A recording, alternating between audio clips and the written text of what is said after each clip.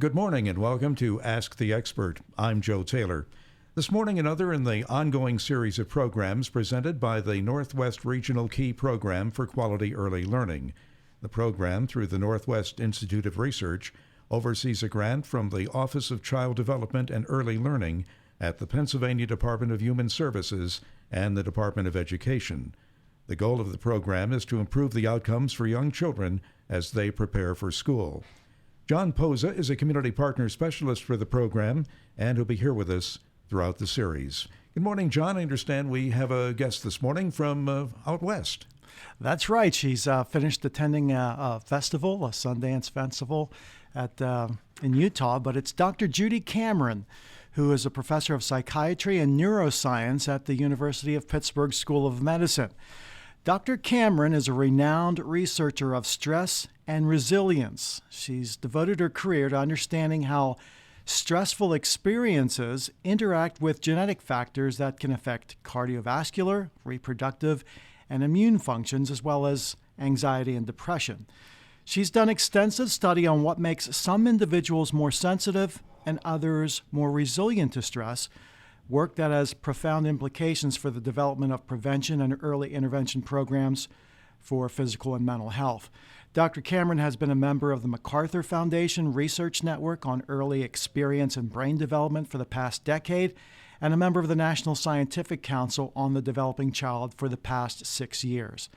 A major figure in the field of behavioral neuroscience, she continues to lead research that may one day enable us to identify which individuals are most vulnerable to stress-sensitive diseases. Welcome, Dr. Cameron. Hello. Yes, welcome to the program. I'm very happy to be here. Well, let's get started and let's just ask you first off, can you tell us a little bit about how the brain develops and things that parents and teachers should keep in mind about brain development? I think the key thing to understand, and I always think that having people understand really a little bit about the details of how the brain develops makes everything else a lot clearer. So when babies are born, they're born with almost all the brain cells they're going to have. And that surprises people. You have a little baby and you know that its brain grows over time, and people think, well, of course, it's getting new cells. But it's not. What's happening is the cells, the brain cells that you're born with, start making lots of connections with each other. And genetics controls the rate at which they make connections. Different parts of the brain connect at different times. And so a part of the brain that deals with hearing and vision connect very, very early in life. It's why it's so important for parents to have children have eye exams when they're first born. That period when there's plasticity in the brain and connections are being made is a time where you can intervene and correct things. So the brain develops by having lots of new connections made. And then not all the connections last. Some connections get pruned. And neuroscientists use that word just like rose gardeners, pruned. So that a teenager will have fewer connections in their brain than a 3-year-old, let's say. But the connections they have are going to be highly functional. They're going to be customized to do all sorts of activities that the teenager wants to do. So what makes some connections stay and other connections go and be pruned? Well, what happens is the connections that get used a lot are the ones that stay, and the connections that get less use have a higher probability of being pruned. Let's try to put this into something we can all easily think about. Let's say we have a child that's going to a very high-quality daycare, a Keystone Stars program, and they get lots of encouragement to learn new words. They get lots of encouragement to read. Every time they participate in these activities, it's really fun, so they want to do it again and again. They go home and talk to their parents, read to their parents, and the parents are delighted and make a big deal out of it. So it's very fun. You're thinking, well, this is great. The child is learning to read and they're learning new vocabulary and everybody is encouraging this to happen. But from a neuroscience perspective, I'm looking at that and saying, well, everybody is doing exactly what that brain needs to develop really strong, very good connections between brain cells that form the circuit for reading. And that child is going to use that circuit again and again, and they will retain that circuit. It won't get pruned.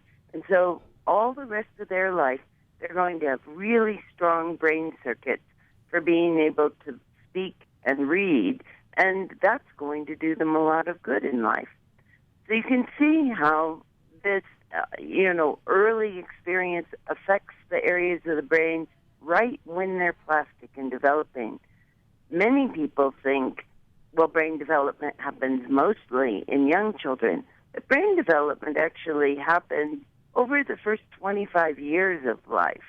So the early years are important, but the brain continues to be plastic in different brain areas. So when you think about your teenager, it's still important. They're developing the front part of the brain, which is involved in complex reasoning and problem solving. And the same process is going on. Well, doctor, in considering the stress that young children, especially infants, for instance, may go through when they start childcare, do you have any information to help teachers and parents maybe ease these transitions? Yes. So I think what one has to think about when one's thinking about really having a child be very successful and develop all the skills we would like them to have to be successful in school and successful in adulthood, we want them to develop the ability to understand what's expected of them, to feel comfortable with expressing themselves, to be interested in learning, and all of these activities that the brain is learning to do early in life take encouragement by caring adults. And that is much, much more important than we ever recognized before. We refer to that kind of relationship, caring adults, encouraging children to do things that will improve brain development, as being a serve and return relationship. So the child serves, the child shows something that they're interested in. Let's say you have a child that's very interested in trucks and toy cars. If you can make use of that fact to encourage them to do things you're trying to get them to do, then things will be very successful. You will have a return of the serve that they're interested in. They show an interest in trucks. The adult that is tuned into that will find books that have to do with trucks, and the child will be very excited and will want to read them again and again. It's showing individual attention to the child. So the child serves, the adult pays attention and returns so that there's encouragement that's customized to the individual child. Okay, I'd like to ask you a little bit about stress because I know that's part of what your research is mainly involved in right now. Have you found there to be more stresses than only the stress of transitioning into childcare when it comes for little ones?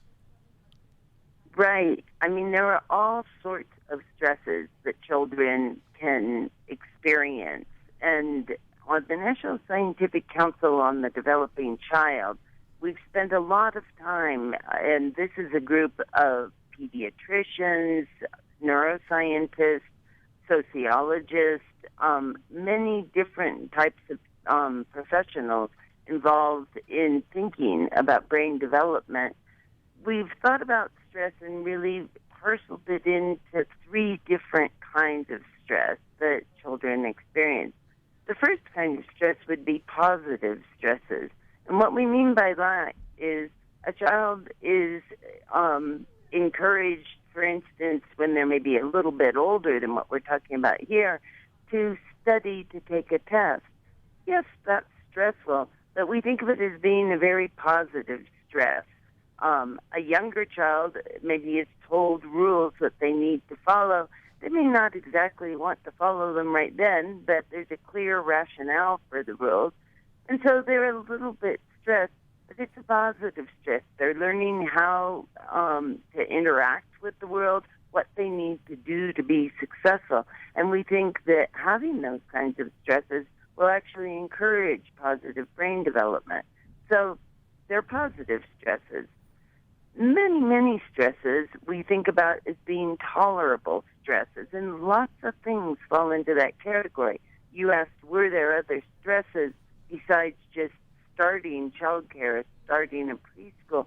Yes, there are all sorts of stresses that individuals face. And tolerable stresses are stresses that have an impact on the child, but they have assistance from caring adults that will help them figure out how to deal with that. So it may be that a child is having a lot of trouble with something that they have to do. They're having trouble following rules. They're having trouble falling asleep at night. They're having trouble getting up and getting going in the morning. All of those things are stresses, but if the child is in an environment where adults help them deal with those stresses and help show them the direction to go, then those are tolerable stresses. They're not going to have a long-term impact on the brain. They're really going to continue to encourage positive brain development. And lastly, we have the kind of stresses we really try to avoid, which we talk about as toxic stresses. Toxic stresses are stresses, and they can be many of the same stresses that children face that under other circumstances we might call tolerable stresses, but they're major life stresses.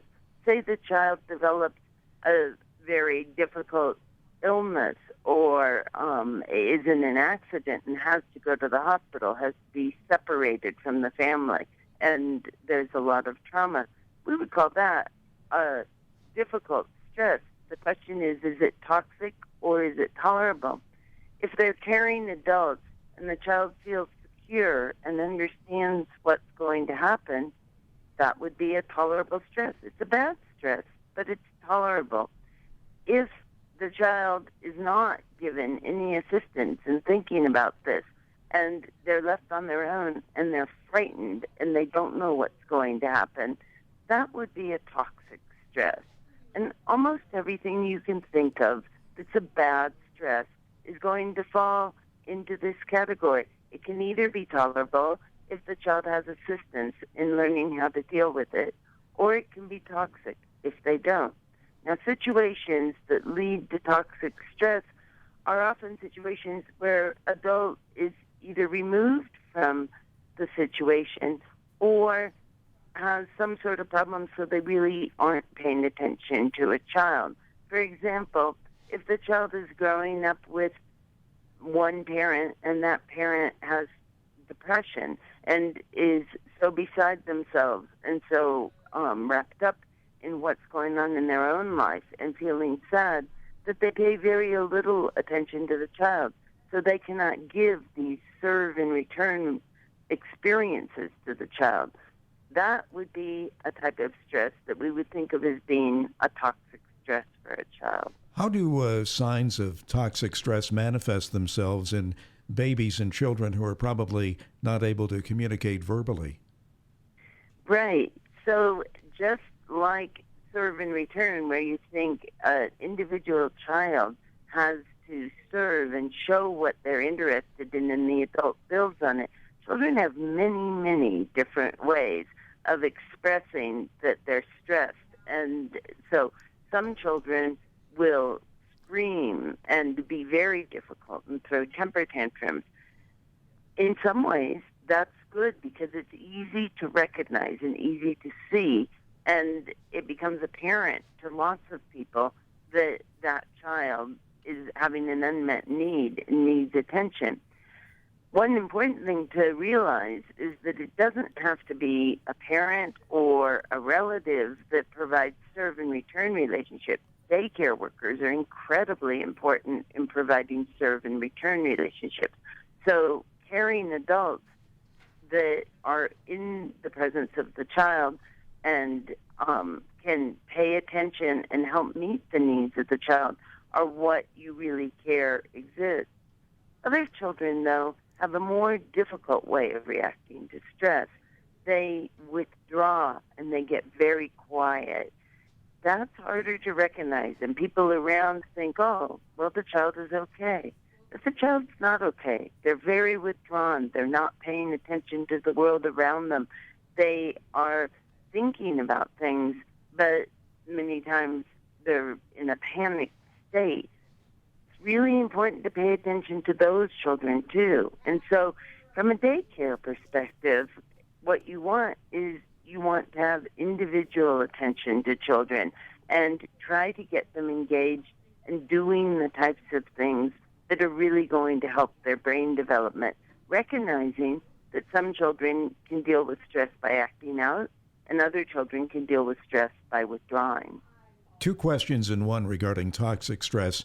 As the child grows older, how does it affect his or her emotional well-being? And what about, does it create a situation where that child is eventually more vulnerable to disease and illness?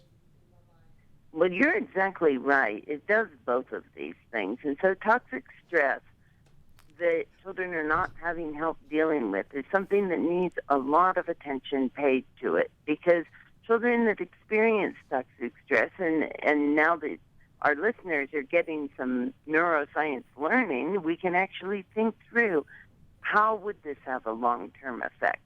So we talked about the fact that young children, what are you trying to get them to learn to do at that age? The parts of the brain that are underlying language development, reading skills, recognizing what's expected of them, understanding human emotions and how to respond and get along in a situation, all of those are things that you want children to get lots of practice doing.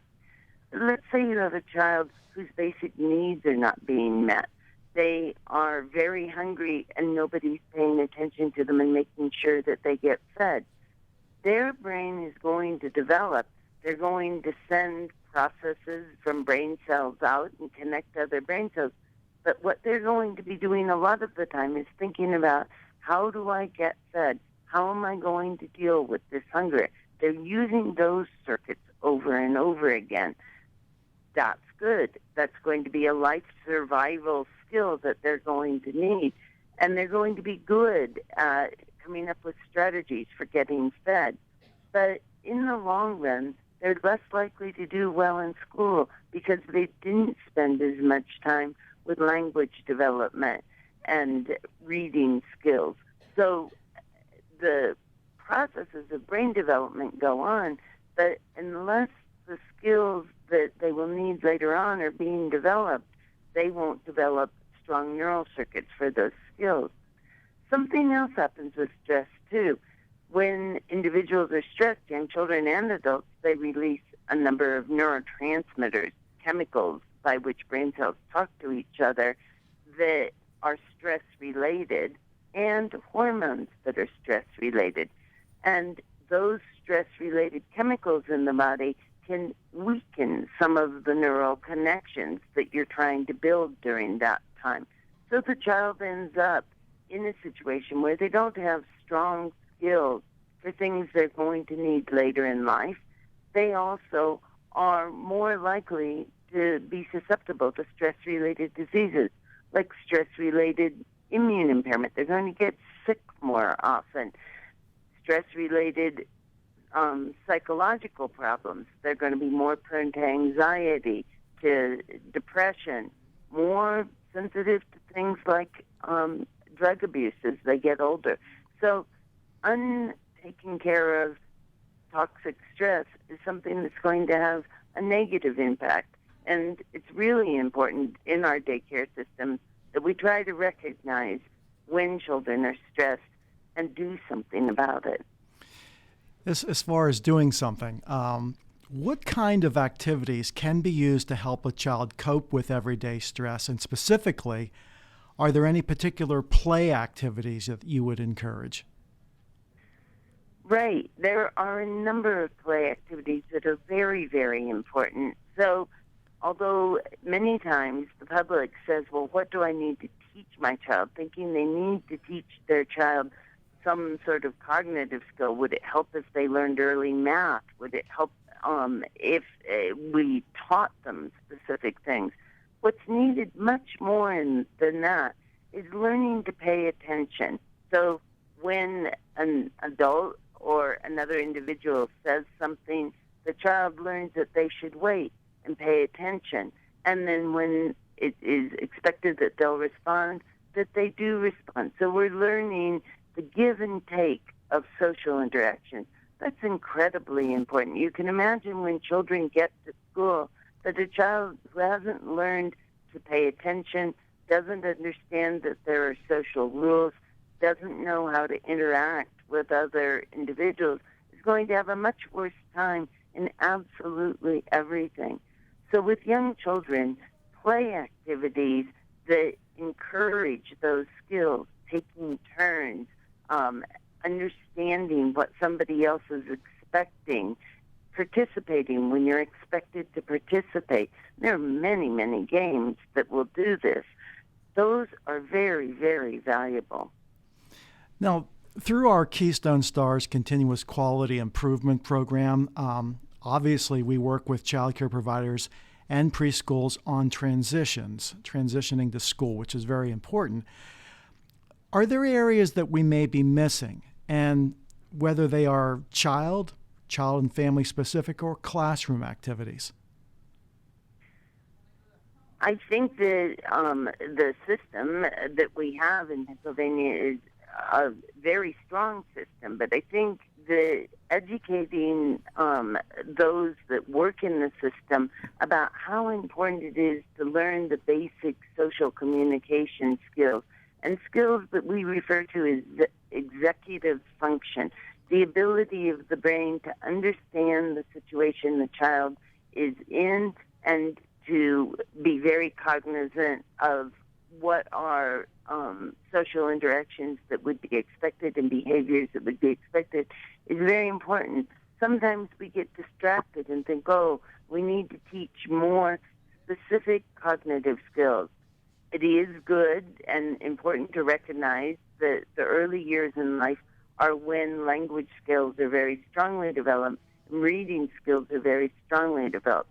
And although it's wonderful to teach children something about numbers, it's wonderful to teach them lessons about science, and then that can get them interested, it isn't anywhere near as important as paying attention to the executive functions of the brain and getting them to really be set up so that they can pay attention in school.